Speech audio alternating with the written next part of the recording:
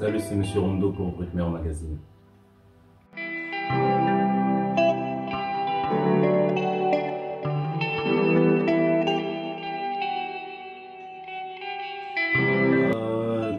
Il était temps de revenir maintenant.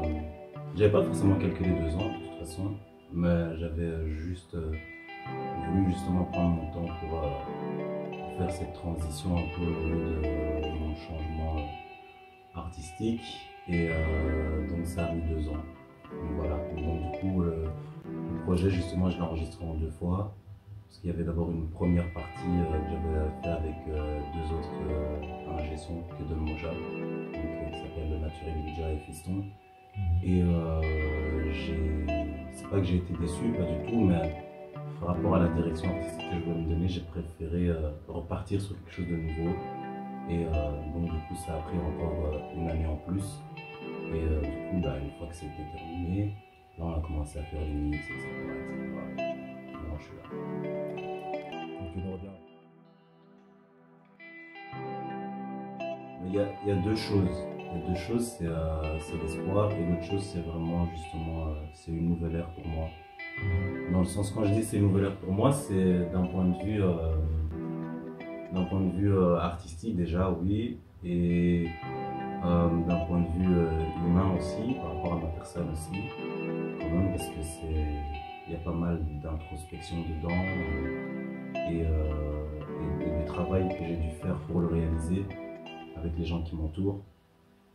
Et donc du coup, c'est vraiment ça qui signifie pour moi, c'est que par rapport aux 2 projets précédents, je passe vraiment à autre chose. Donc là, je clôture un chapitre. C'est ça qui signifie. Le choix du titre, c'est parce que déjà, il est court. Il est court, et un post-scriptum en général, c'est court. C'est les derniers mots que tu mets vraiment à la fin d'une lettre pour dire les choses que soit tu voulais rajouter en dernier lieu, soit que tu as oublié, ou alors soit une chose que tu as oublié de mettre dans le contenu de la lettre, tu vois. Et c'est un peu ça que ça comporte en fait, tu vois.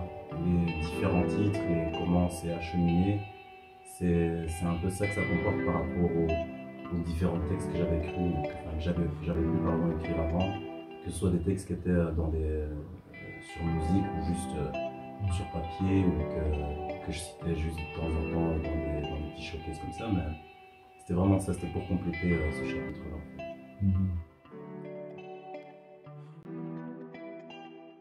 Ouais, bien sûr.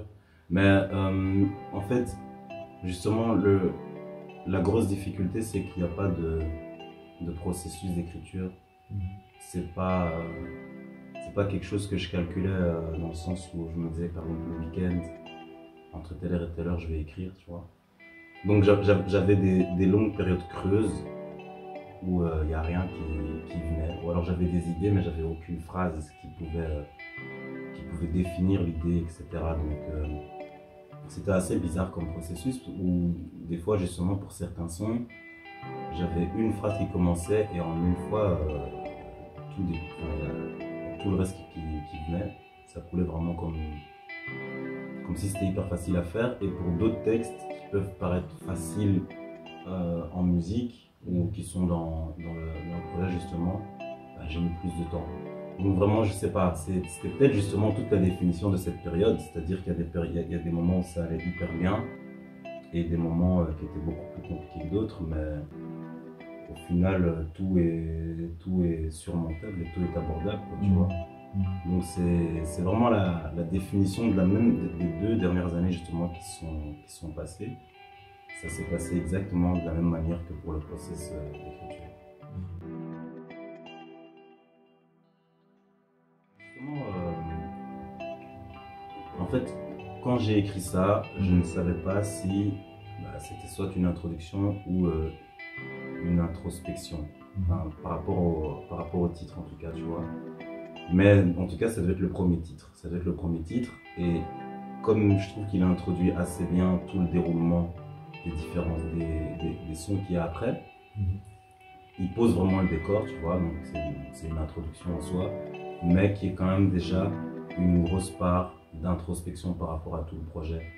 Donc du coup, c'est pour ça que j'ai voulu jouer sur les 2 mots un peu, Et en fait, il y a le morceau donc Interlude là, qui est la suite de ce morceau-là. Parce qu'à la base, c'était en un seul morceau, mais on a décidé de le couper en deux. De le couper en deux, et c'est pour ça que du coup, moi je me suis dit qu'au lieu de juste mettre intro comme titre, autant même déjà donner une définition à l'intro. Puisque l'intro là, c'est une grosse introspection par rapport à tout le projet, et je sur les deux mots. Alors si on... En fait, j'avais vu un documentaire justement qui parlait des métis donc, qui avaient été enlevés à la fin de la colonisation, qui avaient été enlevés à leur maman à la fin de la colonisation, et donc qui avaient été emmenés de force en Belgique. Donc c'était les métis congolais, rwandais, burundais, et on montre l'école dans laquelle ils étaient en fait. Donc c'était une école au Rwanda, donc à Save. Et cette école, c'est une école où ma grande sœur aînée était pendant que moi j'étais encore au Rwanda. Donc c'était une école qui avait quand même une assez bonne réputation, etc. Et ça m'a frappé dans le sens où je me suis dit, ben, une institution avec une telle réputation a quand même, on va dire, un lourd passé, tu vois. Et c'est ça qui m'a frappé dans cette histoire-là. Et en plus, déjà, moi, c'était une chose dont je n'étais pas du tout au courant. Je ne savais pas qu'il y avait eu toute une, entre guillemets, on va dire une génération de personnes comme ça qui avaient été arrachées à leur maman à cause du fait que, ben voilà, ils étaient métis, tu vois. Et dans le documentaire, ils en parlent bien quand ils disent qu'ils sont dans cette école-là,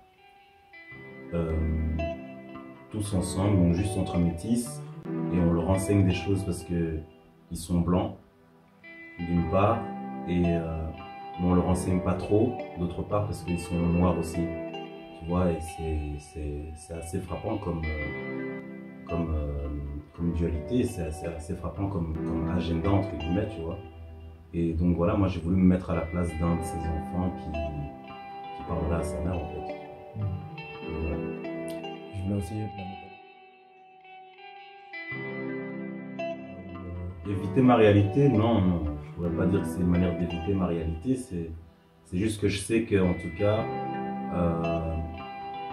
je sais que au fond de moi, je suis pas encore prêt à y retourner, parce que, voilà, donc moi, la dernière fois que j'étais chez moi, c'était après le génocide, enfin pendant le génocide justement, on est parti avec ma famille et j'y suis jamais retourné depuis. Maintenant, c'est pour ça que je dis, oui, voilà, en attendant, je fais le bois à Kinshasa, mais avant de retourner chez moi, donc à Kigali. Mais j'aborde aussi les autres problèmes qu'il y a justement entre ces deux pays frontaliers, donc le Rwanda et le Congo, tu vois. Parce que c'est pas des sujets dont on parle souvent, ou alors juste quand tu es dans un cercle fermé, tu vois, mais même si vous en parlez, des fois ça peut paraître tabou, tu vois, parler de ça entre Rwandais et Congolais en fait, tu vois. Entre Congolais tout seul ça passe, entre Rwandais tout seul ça passe, entre Rwandais et Congolais, des fois ça peut paraître tabou. J'ai la chance d'avoir des amis, qui viennent de toutes parts, que ce soit Rwanda, Cameroun, Nigeria, etc. Et on a déjà eu ce genre de débat. Et avec les autres amis congolais aussi que j'ai, on a déjà eu ce genre de débat. Donc il y a pas, par rapport à moi, il n'y a pas de problème, mais j'ai l'impression que c'est un truc qu'on ne voit pas de manière assez fluide, tu vois. Et donc il y avait cette dualité avec laquelle j'ai voulu jouer par rapport à ma propre histoire, au fait de ne pas être encore retourné chez moi, mais de retourner justement dans le pays frontalier avec lequel il y a des conflits avec mon pays, tu vois.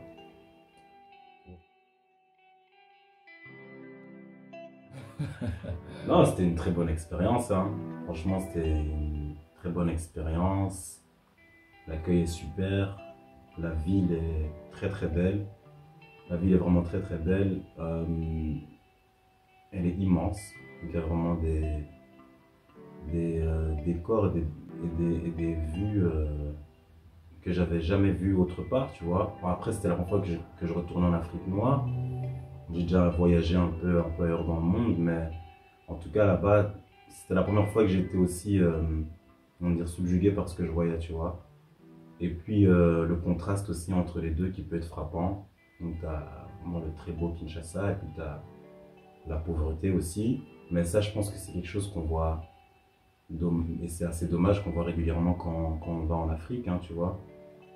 Parce que je sais que par exemple, des images que j'ai vues de mon pays, je vois une très très belle ville, et ce qu'il y a autour aussi c'est beau, mais j'ai vu aussi des images où la pauvreté, donc elle est encore là, clairement là, tu vois. Et c'est vraiment ça qui est dommage par rapport à notre continent, c'est de voir qu'il y a vraiment un côté pile et un côté face, et il n'y a pas de juste milieu. C'est l'impression que j'ai, tu vois. C'est peut-être ce petit truc-là qui m'a laissé un arrière-goût.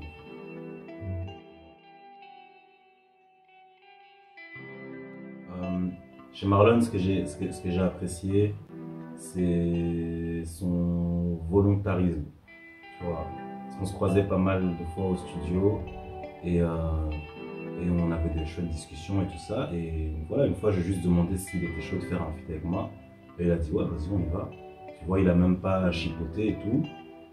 Et puis voilà, on s'est dit qu'on allait faire justement sur un truc qui bouge un peu. Et on a contacté Dolphy, il nous a fait la prod par rapport au son qu'on avait écouté. Et ça s'est passé hyper rapidement en fait, c'est ça que j'ai kiffé. À la base, je lui avais dit, viens, on se donne un petit challenge, on enregistre un son en une semaine. Et, et la semaine d'après, il sort, et la semaine d'après, on fait autre chose, enfin, bref, etc. Et pour finir, on a pris entre guillemets notre temps, mais tout en allant assez vite dans le process, tu vois. Par rapport à Jazz Noir, elle, c'est parce que l'interlude, à l'endroit où elle part à la base, il y avait juste la prod. Et quand on a écouté le projet au studio, Don Manja il m'a dit ouais mais là il faudrait qu'on remplace, enfin qu'on rajoute pardon, soit un piano en plus, soit un saxo, ou alors même une fille qui parle. Et là j'ai pensé directement à elle. J'ai pas pensé à quelqu'un d'autre. Du coup je l'ai contactée et bah, elle était d'accord. Et j'étais vraiment super content parce que ça s'est fait aussi facilement qu'avec Marlon.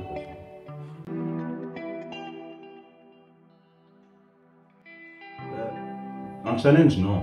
Je ne dirais pas que c'était un challenge, mais ce que je trouve dommage après, c'est parce que même si tu es dans un process de nouveaux projets ou d'écriture ou de trucs comme ça, j'aime bien quand même me retrouver justement à un endroit où il y a où il y a d'autres artistes, où on peut échanger, où on peut même se produire un peu sur scène. On avait été à Décor Atelier, donc on s'était vu là-bas aussi justement, où il y avait différents slammers et tout, bah, dont Kavena. Et des petits trucs comme ça pendant que tu es dans un processus justement de création artistique, donc d'un projet personnel, ça nourrit aussi un peu, tu vois, ça nourrit le côté artistique, ça nourrit l'échange avec les autres, ça peut même t'inspirer. Donc c'est ça qui a manqué en fait, tu vois. C'est juste que là, c'était juste toi et toi-même. Et en soi, bah, ce qui se passe autour de toi, mais à un moment donné, il ne se passait rien. Tu vois, il ne se passait rien, donc tu tournes en rond. Donc ça a mis aussi un petit slow dans le processus d'enregistrement, puisque je pouvais plus aller au studio, etc. etc. Mais non, c'était pas un challenge pour moi. C'était pas un challenge, je l'ai seulement pris comme ça.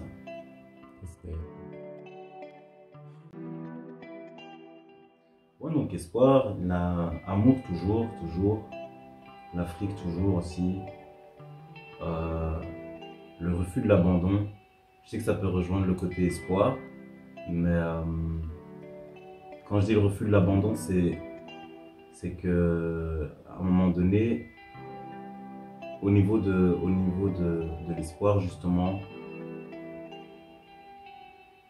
quand tu as de l'espoir, il n'y a pas de refus qui est compris dedans. Maintenant, tu peux être dans une période où l'espoir est mis de côté et tu penses qu'à abandonner en fait, tu vois, parce que ça n'avance pas.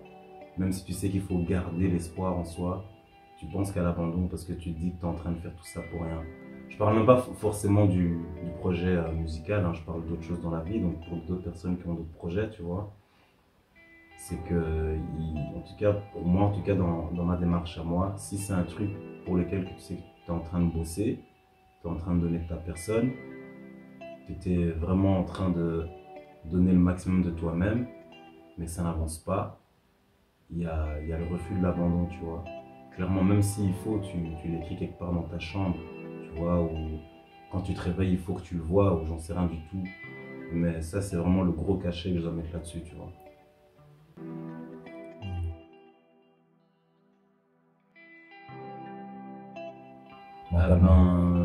figure-toi que c'est le sport. Le sport, parce que j'ai eu une période justement où j'en faisais pas beaucoup, mais quand j'ai eu ma reprise justement, c'est ce qui me permet de rester motivé, tu vois. Parce que c'est physique. Donc à partir du moment où justement tu t'entraînes, etc. et tout, je pense que c'est quelque chose, en tout cas pour moi, c'est un boost, tu vois. C'est pas autant, peut-être qu'il y a des personnes, ça va être la lecture, regarder des vidéos de motivation, et des trucs comme ça. Moi, c'est pas des trucs comme ça qui m'animent, tu vois. Même s'il y a des choses très intéressantes là-dedans, il faut vraiment que je sente qu'il y a quelque chose qui est en train de vibrer en moi pour que je me sente motivé, tu vois. Et moi, c'est le sport, hein, tu vois. Donc c'est ça vraiment qui a permis. Des fois, ça peut bêtement être aller à la salle, aller courir ou tout ce que tu veux, mais il doit y avoir un effort physique, quoi.